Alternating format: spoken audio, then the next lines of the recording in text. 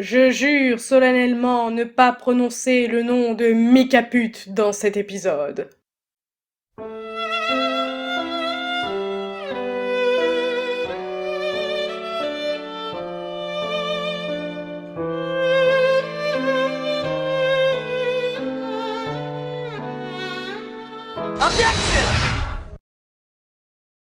Après moultes insultes et humiliations, je pense qu'il est grand temps de prendre la défense de cette pauvre créature en main. Faites place à l'avocat du diable. C'est moi. Bienvenue dans ce nouveau petit concept de vidéo. Je suis Cassas et je serai votre hôte durant cette...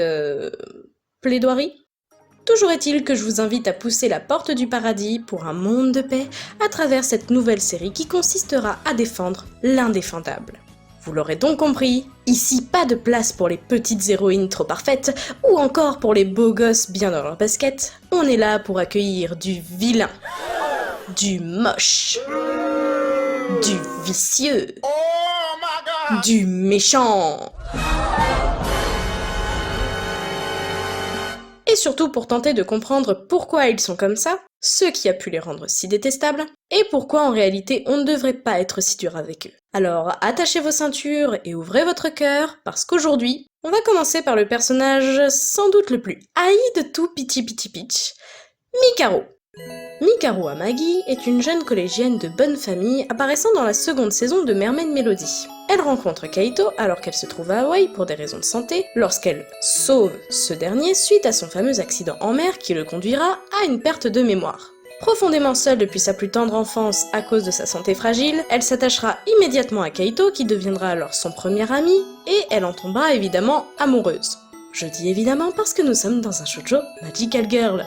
De retour chez son frère Riito, elle sera inscrite dans le même collège que Lucy et tous les autres et passera littéralement tout son temps avec le rouquin qui fait battre son cœur.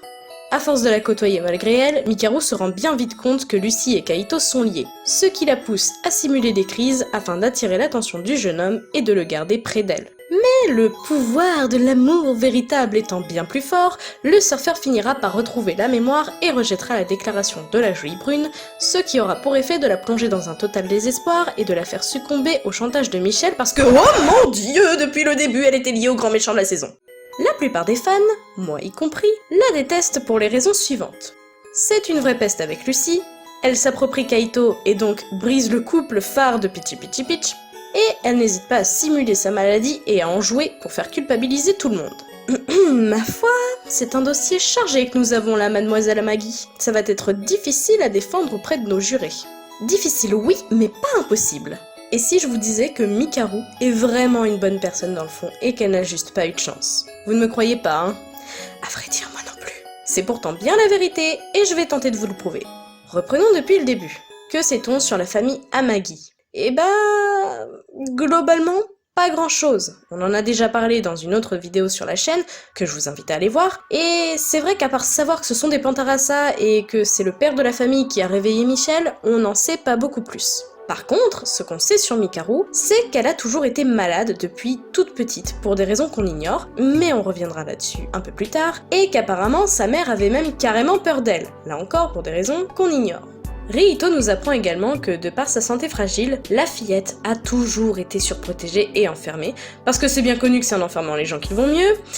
Mikaru nous dit elle-même, en se confiant à Kaito dans l'épisode 35, qu'elle a toujours été mise à part, même par sa propre famille. Elle souffrait d'atroces migraines, de difficultés respiratoires, de faiblesse musculaire... Hé attendez, Mikaru a eu la Covid avant tout le monde? Mais c'est n'importe quoi. Toujours est-il que durant cette confession, où clairement on apprend des trucs qui pour moi sont la limite de la maltraitance, Mikaru avoue aussi savoir que beaucoup de gens ne l'apprécient pas. Non, sans blague! T'es censé la défendre! Ah oui, mince, pardon. Donc, elle sait que peu de monde l'apprécie. Honnêtement, à ce moment, je pense vraiment qu'elle parle de nous. Mais genre vraiment de nous, les spectateurs de l'animé. Parce que, sérieusement, à part Anon qui dit clairement qu'elle la déteste, bah tout le monde est gentil avec elle. Elle a un frère qui l'aime par-dessus tout, les garçons la trouvent mignonne, Rina est tout à fait correcte avec elle, Lucy est monstrueusement gentille malgré sa douleur, et Kaito... Bordel de merde, n'en parlons même pas, c'est devenu un canard. Bref, en vrai, je ne me souviens pas avoir vu vraiment de gens mal se comporter avec elle dans l'histoire. Les mieux placés pour ne pas l'aimer, ça reste nous, fans, horrifiés par son comportement, notamment envers Lucy, et le fait qu'elle brise presque le couple principal que tant de gens adorent. Mais revenons à nos moutons.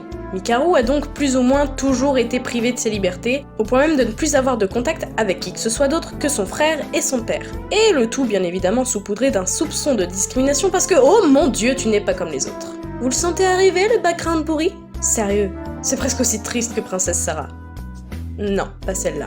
Quoi qu'il en soit, rien qu'en sachant ça, ça explique déjà énormément de choses, notamment sur son caractère, comme le fait qu'elle soit extrêmement possessive avec Kaito, ou qu'elle pète des petites crises d'enfant pour y gâter dès qu'elle veut faire quelque chose qu'on lui refuse. Il y a clairement de gros traumatismes cachés derrière ça. C'est d'ailleurs quelque chose qui va la rendre tellement folle de rage qu'elle en viendra à ce fameux moment où elle gifle Rihito qui l'empêche une fois de plus de sortir et lui fait remarquer qu'elle n'est pas une poupée. Et ça peut se comprendre. Je pense que n'importe qui n'aimerait ni être emprisonné de cette façon, ni être considéré juste comme un objet. Parce que clairement, quand on regarde bien, c'est effectivement tout ce à quoi Mikaru peut bien s'apparenter. Une petite poupée qu'on manipule comme on veut. Là encore, on comprend mieux certains accès de colère. Mais pourquoi diable Mikaru a-t-elle une santé si fragile? Bah déjà pour le scénar, parce que c'est plus pratique et que ça permet de la présenter comme une pauvre petite fille faible et innocente, mais aussi parce que selon moi, Mikaru est grandement inspirée de Sailor Saturn. Et on l'a déjà vu plus d'une fois ici et sur ma chaîne perso, que Peachy Peachy Peach et Sailor Moon ont beaucoup de similitudes. Mais à part ça, j'ai une petite théorie sur la question. Les Amagi sont des panthères à ça. La mère en tout cas l'est, et il y a peu de doute à avoir là-dessus, puisque tous les objets que possède la famille ayant un lien avec ce peuple lui appartenaient. Pour le père, c'est moins sûr, il pourrait tout bonnement être un humain rencontré sur Terre suite à la fuite des océans par la mer. Parce que oui, laissez-moi vous rappeler que dans la saison 1, Aqua nous dit clairement que tout le peuple des Pantarasa a disparu lors de la guerre, mis à part les deux jumeaux. Il est donc fort probable, et nous en avions déjà parlé aussi, que la maman soit tout simplement une rescapée et qu'elle ait trouvé refuge sur Terre pour échapper à la mort. Rien n'exclut pour autant que ce soit le même cas de figure pour le père et qu'ils aient fui ensemble. Quoi qu'il en soit, ils construisent leur petite vie à la surface et donneront naissance à Rihito et Mikaru. Et au vu de leur ressemblance frappante avec Kaito, je ne serais franchement pas surprise si on me disait que l'un des deux parents, voire les deux, ont également un lien avec les fameux jumeaux. Pour en revenir à la santé de notre petite brume, j'aime à croire que le fait d'être une Pantarasa et d'avoir toujours vécu en dehors de la mer sans rien connaître de ses origines ne l'ait affaibli au cours des années. Et pour cause, Rihito savait que sa mère gardait des objets pantarassiens précieusement, on peut donc peut-être en déduire qu'ils avaient un lien plus fort et que le garçon connaissait ses origines. En revanche, je suis quasiment certaine que Mikaru n'en a jamais rien su, puisque sa maman refusait de s'occuper d'elle. Ce sont tout de même de drôles de coïncidences, n'est-ce pas, cher juré ? Bon, et maintenant, par-dessus tout ce joli caca, on va encore en rajouter une couche avec Michel, parce que ouais, c'est un point qu'on a plutôt pas mal négligé jusque-là, mais faudrait voir à pas oublier qu'elle a quand même un rôle prépondérant avec ce dernier. El Padre Amagi trouve le fossile de Michel lors de l'une de ses expéditions et rencontre Fuku qui lui promet de sauver sa fille en échange d'une partie de son esprit afin de ramener son maître à la vie. Il explique qu'initialement, les deux auraient dû simplement se compléter et ne former qu'un seul être. Ce qu'il n'avait pas prévu en revanche, c'est que Michel tente de prendre le dessus, ce qui conduit Mikaru petit à petit à la folie. Il faut croire que cette situation a duré des années. Le père Amagi est mort en ramenant Michel à la vie, ce qui ne date sans doute pas d'hier. Bien qu'on ne sache pas exactement à quel moment ça a eu lieu, personnellement, j'aurais tendance à dire que ça s'est passé soit juste avant que Mikaru soit envoyée à Hawaï, soit quand elle était encore plus petite. Ce qui expliquerait par exemple pourquoi sa mère avait peur d'elle. Dans tous les cas, je sais pas si vous vous rendez bien compte que la pauvre jeune fille a cohabité pendant plusieurs années avec un être surpuissant qui tentait de prendre son contrôle sans qu'elle ne sache ce qu'il se passe.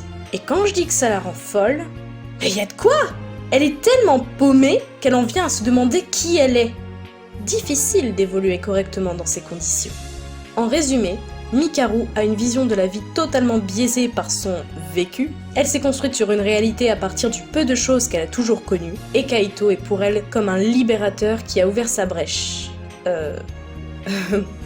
Ouais, non du coup, parce que il y a un truc que je vous ai pas dit... Attention au spoil Mario.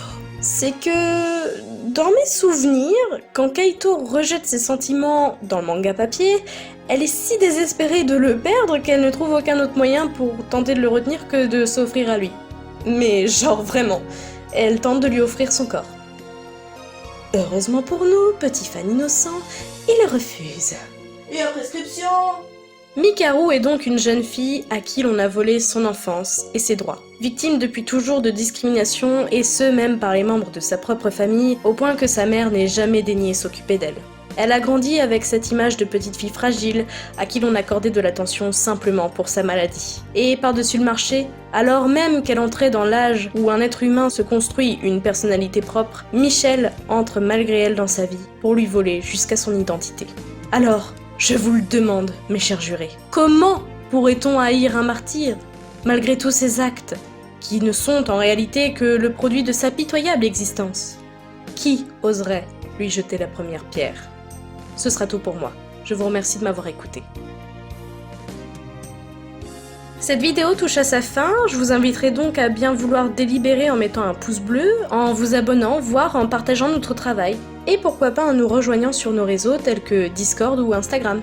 Vous pouvez également aller checker le reste de nos vidéos, c'est toujours apprécié. À bientôt dans une autre plaidoirie.